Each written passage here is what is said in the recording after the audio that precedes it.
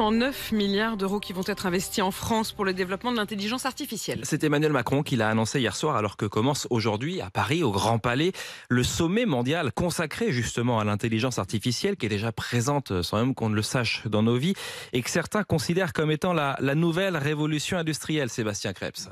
Oui, avec ce montant colossal du jamais vu en France, insiste l'Élysée, Emmanuel Macron veut se montrer à l'offensive dans cette course à l'intelligence artificielle. La France n'est pas larguée, dit-il. On est dans une nouvelle ère de progrès. La France, l'Europe peuvent y être championne. 109 milliards d'euros, c'est exactement l'équivalent pour la France de ce que les États-Unis ont annoncé avec Stargate, c'est 500 milliards. C'est le même rapport. De l'argent exclusivement privé qui sera investi en France dans les 4 ans qui viennent. 30 à 50 milliards d'euros par exemple venus des Émirats Arabes Unis pour un immense data center qui hébergera des calculateurs et des serveurs. Des fonds venus aussi de start-up comme le français Mistral ou de grands groupes comme Orange ou Thales. De quoi combler notre retard, explique Emmanuel Macron, qui se montre en revanche bien plus prudent sur l'encadrement de l'utilisation de ces nouvelles technologies. Avant de savoir comment on régule, il faut d'abord se dire, nous on veut en être et on veut inventer. Mais simplement, si on régule avant d'avoir innové, on n'aura pas d'innovation chez nous. C'est tout le dilemme qui est le nôtre. Et c'est aussi l'un des enjeux de ce sommet qui s'ouvre. Emmanuel Macron estime que c'est à l'échelle mondiale qu'il faut définir les règles. Tout le gratin de l'intelligence artificielle a rendez-vous à Paris ce matin. Avec des dirigeants du monde entier pour un sommet de 2 jours consacré à l'IA sous la nef du Grand Palais. Près de 1500 participants au total réunis par la France qui entend bien peser dans cette révolution numérique. Emmanuel Macron a d'ailleurs annoncé dès hier soir 109 milliards d'euros d'investissement dans les prochaines années pour ce qu'il qualifie lui-même de révolution et de nouvelle ère de progrès aux applications déjà concrètes pour beaucoup d'entreprises françaises. Illustration dans l'une d'elles, l'entreprise de rénovation énergétique EFI avec Grégoire Morelli. Cela fait 3 ans que Hugo travaille chez EFI. L'une de ses fonctions concerne le déploiement des projets touchant à l'intelligence artificielle. C'est un énorme gain de temps pour les collaborateurs. Ça va leur permettre d'automatiser plein de tâches qui sont chronophages et assez simples à réaliser. Exemple, avec cet outil utilisé pour la relecture des devis. Là, je viens de rajouter le devis de pompe à chaleur dans l'outil et quelques secondes plus tard, j'ai les résultats que je vois s'afficher ici. Je vois que le devis est non conforme, en tout cas qu'il y a 2 règles qui sont non conformes. Pour la puissance, la règle est non conforme parce que la puissance indiquée dans le devis est de 13 kW, ce qui est supérieur à la limite de 12 kW. Une fonction qui permet aux clients de recevoir immédiatement une réponse à leur devis sans avoir à attendre plusieurs jours qu'un humain ne le relise. Frédéric Houtzmann est président d'EFI, il veut désormais aller plus loin. Notre objectif en 2025, c'est que EFI déploie un ensemble d'agents intelligents, d'assistants en temps réel et à n'importe quelle heure du jour et de la nuit. L'usage de cette technologie devrait aller croissant en France où pour l'année 2024, près d'une entreprise sur 2 a investi dans l'IA. La France accueille à partir d'aujourd'hui le sommet mondial sur l'intelligence artificielle. Ça se passe au Grand Palais. La France qui veut faire partie des championnes en la matière. C'est l'ambition d'Emmanuel Macron, il l'a dit hier soir, et il vient d'annoncer 109 milliards d'euros d'investissement dans les années à venir. On vient d'en parler pour le développement de cette technologie qui est déjà présente dans nos vies, surtout pour faire des recherches sur Internet, pour rédiger des mails, des traductions de textes aussi, d'après un récent sondage de l'IFOP. Mais question ce matin, Inès Zegloul pour RMC en direct, ils vont aller où ces 109 milliards ? Eh bien, principalement, ils vont servir à financer des data centers, de gigantesques bâtiments qui stockent les données. Les Émirats Arabes Unis, à eux seuls, participent à hauteur de 30 à 50 milliards d'euros. Une enveloppe conséquente pour construire un de ces centres de données, on ne sait pas encore où, mais qui a vocation à devenir le plus grand d'Europe. Les Canadiens, eux aussi, sortent le chéquier, 20 milliards d'investissements, notamment pour débuter un chantier d'ampleur à Cambrai. Et puis en Essonne, c'est la pépite française du secteur, la start-up Mistral, qui rivalise déjà avec ChatGPT, qui aura ses propres locaux, un data center de plusieurs milliers de mètres carrés. Plus largement, 35 sites de potentiels centres de données sont déjà prêts à l'emploi, selon l'exécutif. À noter que la France en a déjà plus de 300, ce qui nous place au 6e rang mondial en la matière. L'intelligence artificielle s'invite à Paris. Le monde de l'IA s'est donné rendez-vous dans la capitale française pour 48 heures d'un sommet visant à réfléchir à son utilisation, son balisage et ses moyens démesurés pour rivaliser avec les États-Unis et la Chine. Emmanuel Macron annonce 9 milliards d'euros de fonds privés investis en France dans les années à venir pour répondre aux défis de cette révolution qui fascine autant qu'elle divise. Une nouvelle technologie pourtant déjà bien présente dans notre quotidien, du réveil au coucher, sur la route, au travail ou encore à la maison, Marion Gauthier. Il y a d'abord l'IA générative qui crée du contenu à partir d'une base de données comme ChatGPT, aveu d'une étudiante à sa mère. J'ai fait mes sujets d'oraux avec ChatGPT. Je pensais que c'était grâce à moi qu'elle avait eu son bac. Mention, bien. Mais il y a aussi les voitures autonomes ou les assistances à la conduite, la reconnaissance faciale pour déverrouiller son portable. C'est l'IA ça? Très bien. Oui, c'est de l'IA, tout est de l'IA maintenant.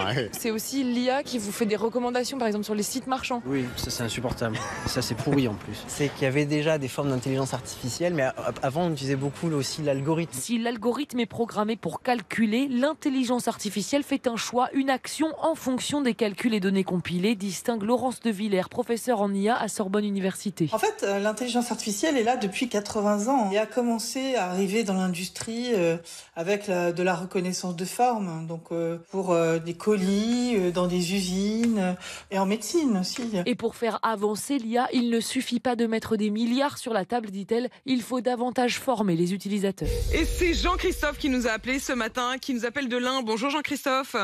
Bonjour, Pauline. Jean-Christophe, Bonjour. Vous êtes prof, vous êtes directeur d'un lycée et vous nous avez appelé parce que vous vouliez partager avec nous votre enthousiasme récent sur l'IA. Alors moi j'étais contre, totalement contre. Et puis j'ai la chance d'avoir des collègues jeunes qui m'ont motivé pour suivre une formation. Ils m'ont démontré que c'était vraiment bien l'IA.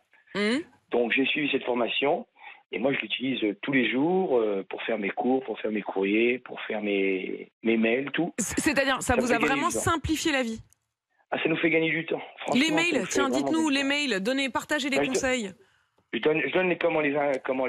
Allez-y, les infos, Je donne les infos, et puis après, l'IA, comment me fait un truc vraiment très bien. Vous utilisez ChatGPT, vous utilisez quoi? Oui. Alors, on a pris la version payante. D'accord. Parce que je trouve que c'est bien mieux. Quand on fait, par exemple, on est en réunion, au lieu de d'écrire les comptes rendus, hop, ça nous le fait directement. Ou un format où on a écrit quelque chose au crayon, au stylo, et on le scanne et puis ChatGPT nous le transcrit au document Word. Donc en fait, ça a complètement changé tous vos gestes du quotidien. Oui, et moi j'ai la chance d'avoir un jeune qui a 24 ans et qui utilise tous les jours pour faire ses cours, pour faire ses évaluations. Et il pousse vraiment loin, très très loin. Lui, il l'utilise vraiment tous les jours. Et lui, il fait des choses fantastiques. Mais en plus, Jean-Christophe, je crois que vous êtes prof de techno. Oui. Est-ce que ça fait partie des choses maintenant que vous transmettez à vos élèves? Alors, je leur en parle, mais ils sont pas... C'est pas ancré dans leur ADN pour le moment, je trouve, parce que moi j'ai en cours, je fais les terminales bac pro, donc j'ai des bac pro traditionnels, puis actuellement j'ai quelqu'un qui a une licence, j'ai des gars qui ont des BTS, et eux l'utilisent pas non plus. Non. Je suis un peu étonné. D'accord. Bon, en tout cas, vous partagez et à partir de ce matin, tous les auditeurs d'RMC qui vous ont entendu vont avoir envie de faire comme vous. Donc, en tout cas, moi, c'est vrai que je me dis, c'est vrai que je suis comme vous. Il faut plonger dedans, il faut se dire on y va. Et honnêtement, quand on voit comme ça vous simplifie la vie, ça donne plutôt envie. Bonjour Bastien. Bonjour. Bonjour l'équipe. Vous nous appelez de Digne-les-Bains. Bastien, vous-même, l'intelligence artificielle, ça vous fait peur ou au contraire, vous trouvez ça génial? Non, c'est pas que j'ai peur, mais en fait, je trouve qu'on aurait peut-être dû attendre dompter la chose. Ah, dompter la bête.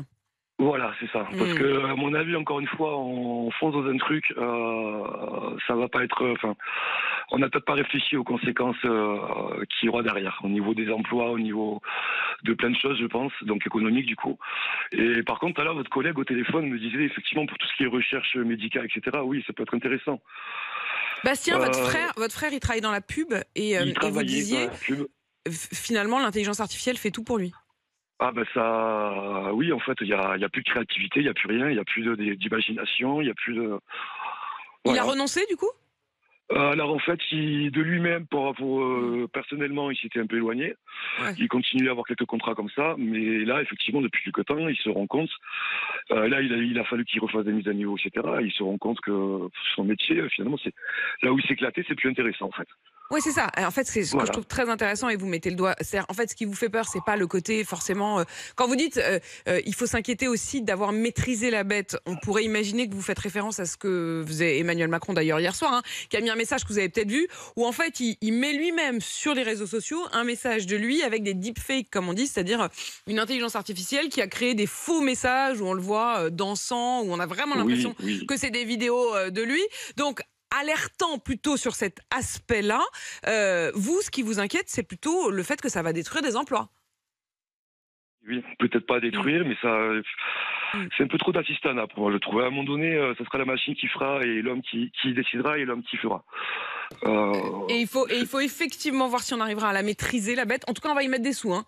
109 milliards de l'argent privé, d'ailleurs, parce que c'est vrai que ça fait débat. On se dit au moment où on cherche tous des milliards, où on a l'impression qu'il faut travailler 7 heures gratos pour trouver 2 milliards, et là tout d'un coup, paf, 109. Non, ce sera de l'argent privé, ce sont des entreprises qui investissent en France. En tout cas, merci Bastien. Bonjour Thierry. Bonjour. Thierry, retraité à Bussy-Saint-Georges en Seine-et-Marne et grand utilisateur de l'intelligence artificielle. On m'a fait découvrir ça, c'est une merveille. C'est une merveille.